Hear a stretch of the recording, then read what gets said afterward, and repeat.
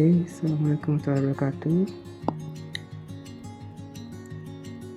Untuk minggu pertama, ini akan saya menjelaskan kontrak perkuliahan.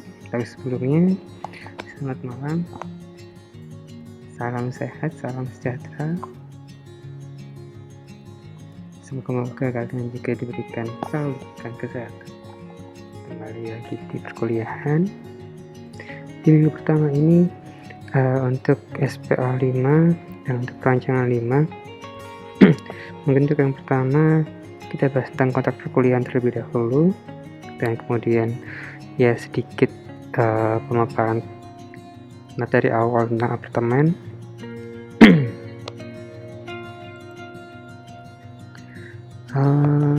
Lanjut untuk kontrak pembelajaran.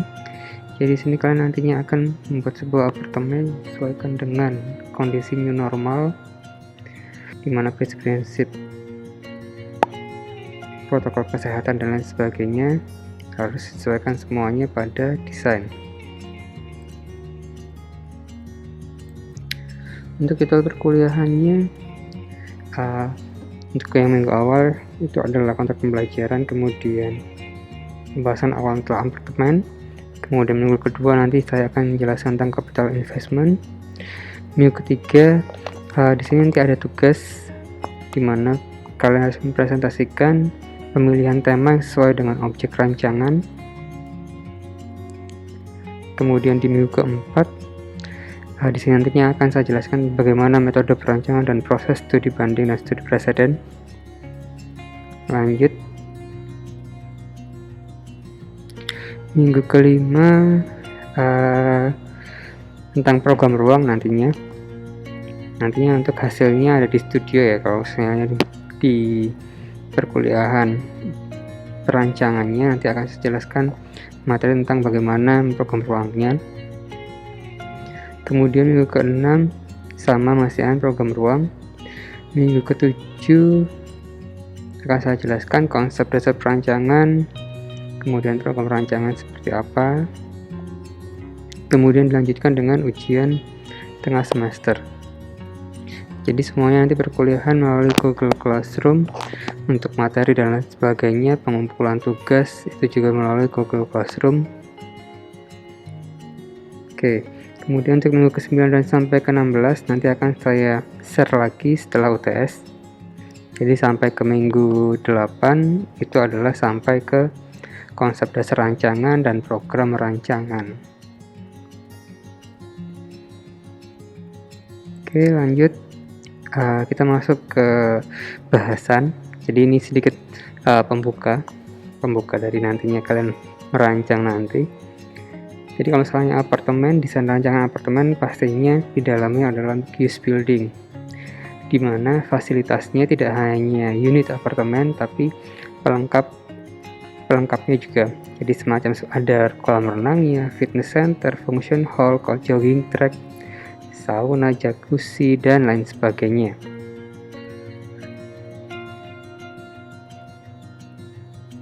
Kemudian ada mall, biasanya ada hotelnya. Nah itu lingkup dari apartemen.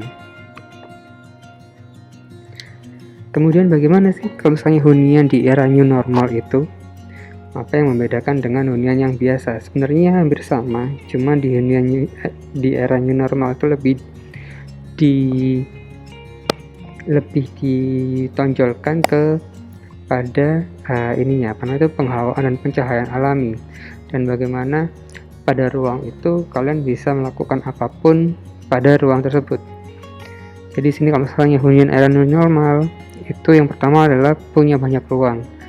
Tapi punya banyak ruang bukan berarti ruangnya itu harus luas, tidak. Tapi ruang itu bisa berfungsi untuk berbagai macam aktivitas. Kemudian yang kedua adalah menunjang work from home, karena kan kalau misalnya di era new normal kebanyakan kan pekerjaan dilakukan di rumah. Kemudian punya area untuk olahraga, kemudian memiliki penghawaan dan pencahayaan yang alami. Itu adalah 4 unsur utama untuk hunian era new normal.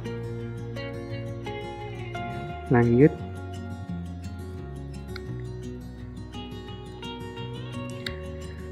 Kemudian apartemen 12 lantai atau lebih itu biasanya yang harus diperhatikan yang pertama adalah strukturnya. Biasanya strukturnya menggunakan sistem core, kemudian terdapat basement dan juga gedung parkir, kemudian terdapat helipad pada atap gedung, kemudian menggunakan smart utilitas ya. Jadi misalnya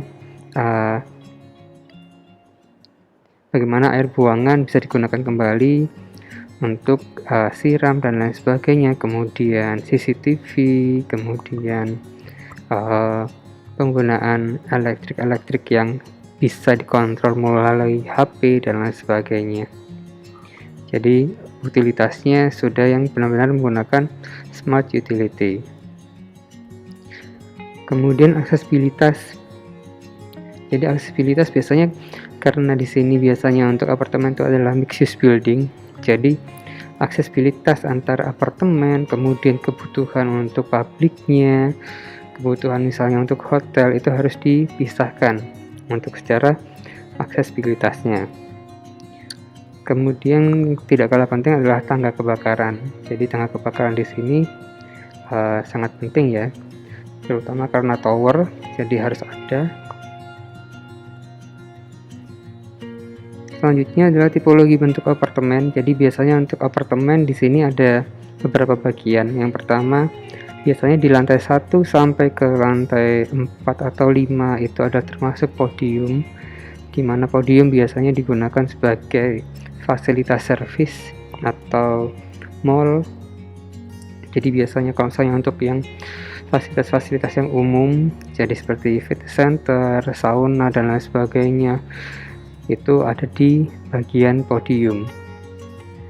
Kemudian ada basement yang di bagian bawahnya, kemudian baru di atasnya podium itu ada towernya. Towernya biasanya terserah, jadi ada ketentuannya kan. Kalau tugas ini ketentuannya adalah 12 lantai ke atas. Kemudian pada strukturnya di masing-masing tower tersebut itu ada core ya. Oke, lanjut. Untuk tipe unit apartemennya sendiri, kalau misalnya untuk standarnya itu ada 4 macam. Itu ada tipe studio, tipe 1 bedroom, tipe 2 bedroom, dan 3 bedroom. Jadi kalau misalnya contohnya di sini, kalau misalnya studio itu biasanya untuk satu kamar aja ya, satu tempat tidur aja.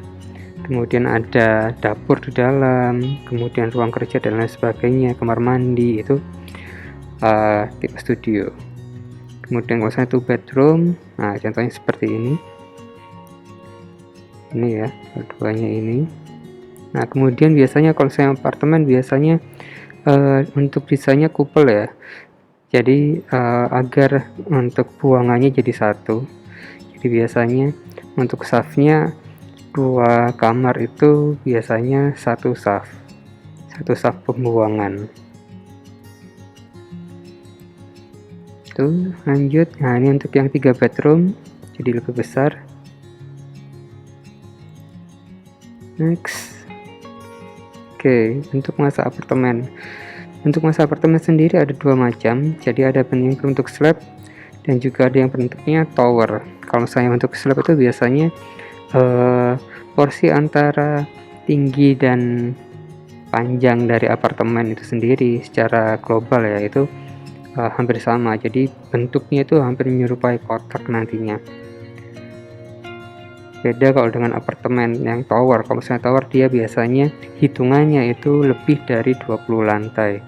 Tapi kalau misalnya untuk slab mungkin kalau misalnya 12 lantai tinggiannya, nah kemudian lebarnya juga kurang lebihnya itu sama seperti 12 lantai, itu termasuk kategorinya adalah apartemen yang berbentuk slab.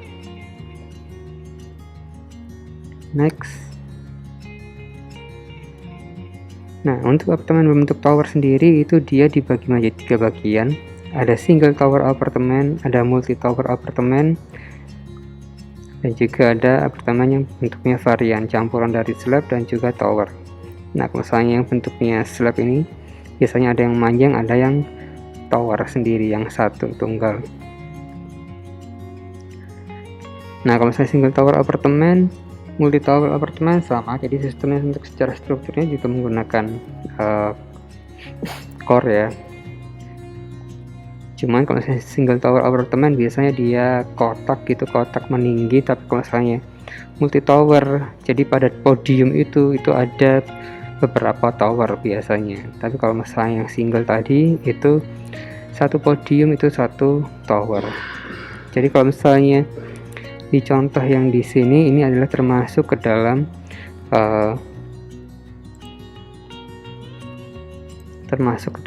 multi tower apartemen. Jadi kalau misalnya ini saya hilangkan satu, jadi masuknya ke single tower apartemen. Oke, lanjut.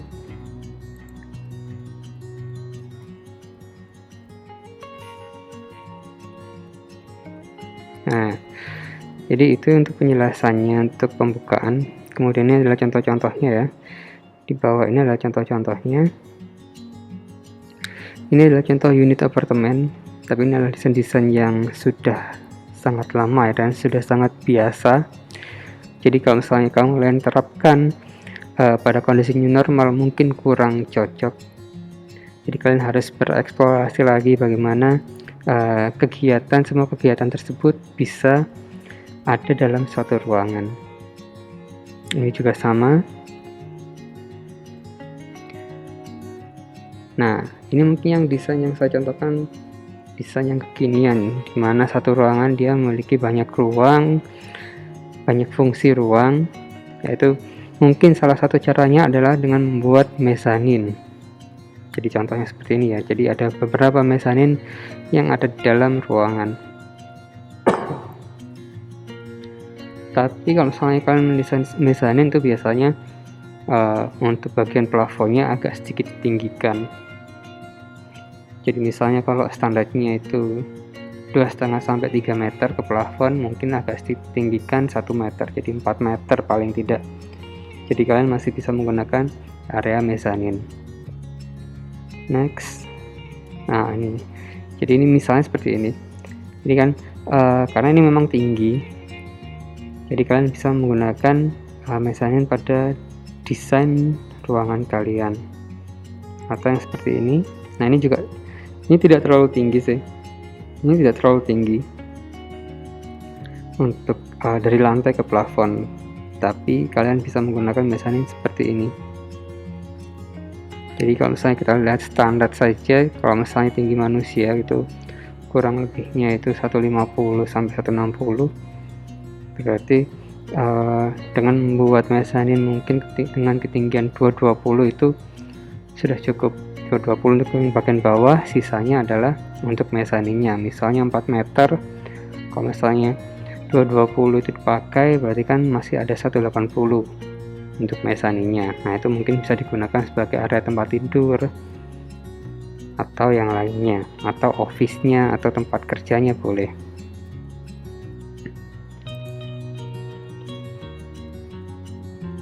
Oke, sekarang untuk contoh fasad apartemen. Mungkin kalau saya yang standar mungkin seperti ini ya, yang pada umumnya ya. Nah, tapi bagaimana kalian bisa nantinya mendesain rancangan apartemen yang new normal tadi itu.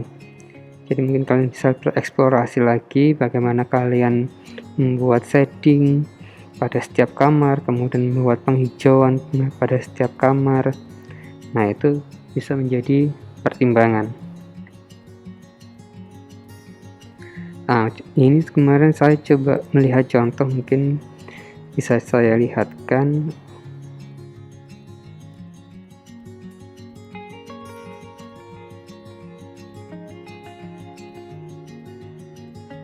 Oke, ini salah satu contoh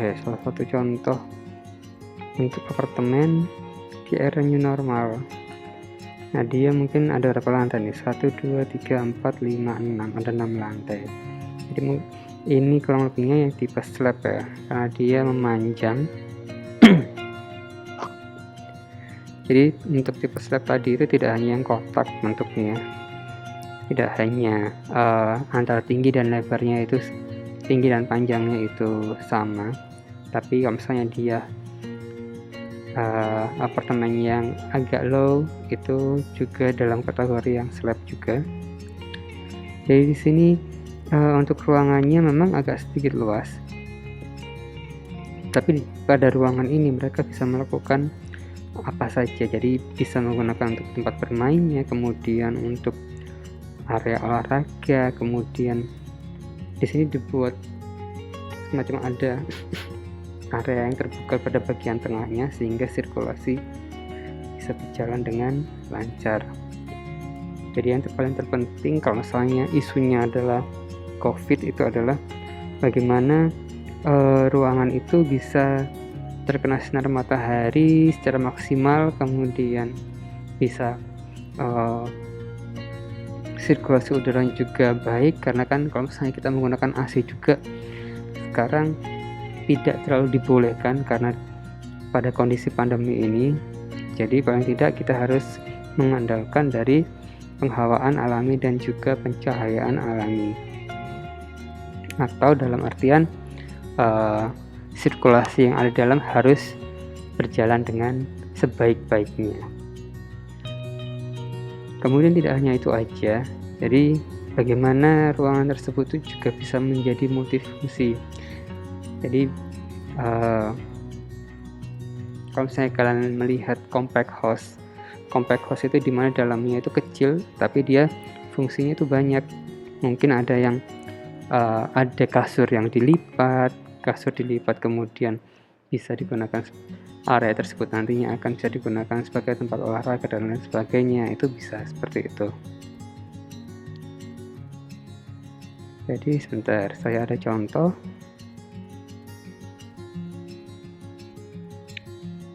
Oke, ini mungkin salah satu contoh ya, tapi ini adalah tugas PA5 untuk semester yang lalu. Jadi dia membuat Soho. Jadi Soho itu adalah small office, home office kategorinya, dimana ruangan-ruangan yang ada itu bisa digunakan sebagai area kantor. Ya tetap istilahnya itu dia memakai sistem mezanin.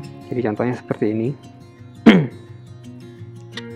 Ini adalah tipe yang paling kecil untuk mezanin. Jadi ukurannya 6,7 kali 6,875. Nah, di sini dia ada void, kemudian ada mezanin di bagian sebelah belakangnya, yang dimana di sini mungkin bisa digunakan sebagai area tempat tidur atau digunakan sebagai office. Kemudian yang bagian bawah sebagai area living room dan tempat tidur. Mungkin bisa seperti itu. Nanti tergantung terhadap desain kalian.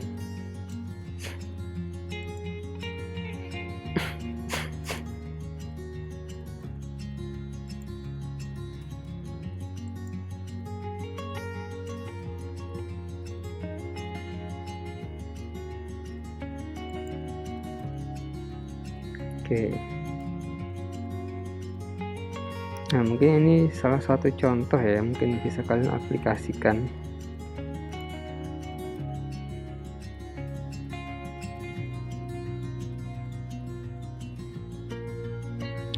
Jadi mungkin seperti tempat tidur atau ruang-ruang yang bisa dilipat itu mungkin diusahakan seperti itu. Jadi kalian bisa menggunakan area yang kecil tersebut sebagai multifungsi dari kegiatan.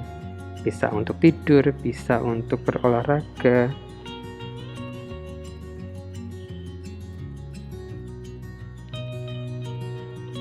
Nah, jadi yang area kosong ini tadi yang kalian bisa gunakan untuk gym atau olahraga atau bermain. Nah, itu bisa digunakan sebagai area tempat tidur. Nah, tapi sistemnya adalah lipat seperti ini.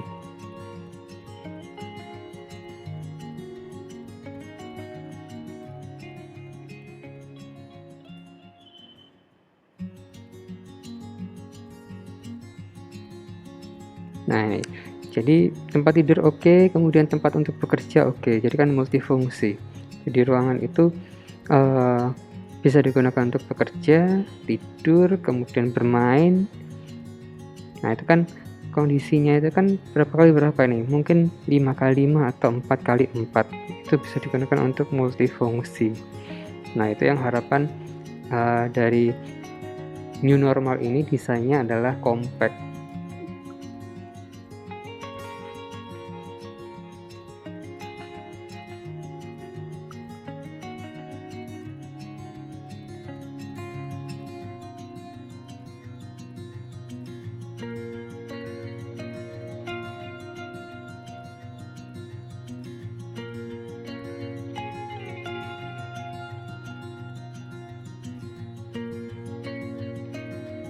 Nah, lemari saja di bagian belakang.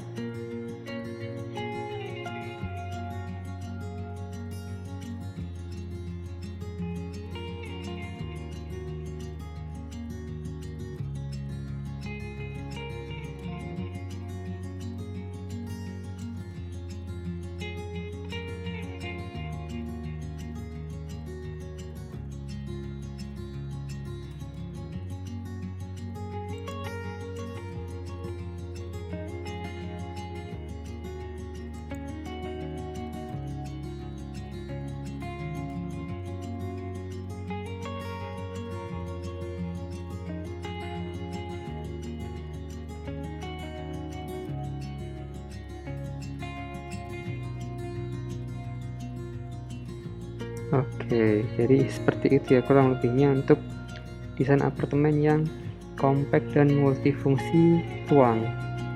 Jadi harapannya nanti desain kalian adalah yang seperti ini. Oke, mungkin kalau misalnya ada yang tanyakan, kalian bisa chat di Classroom, kalian bisa tanya-tanya, kalian bisa tanyakan di Classroom, bisa chat di situ ya, di bawah saya mengupload presentasi ini dan video. Jadi kalian bisa chat untuk di bagian bawahnya, apa aja yang ditanyakan silahkan, nanti akan saya jawab, nanti akan saya reply.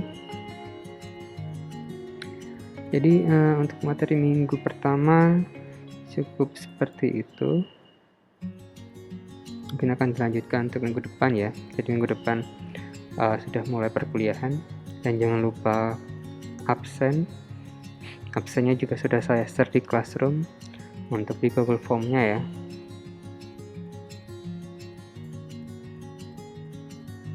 Oke, mungkin saya akhiri dulu. Assalamualaikum warahmatullahi wabarakatuh.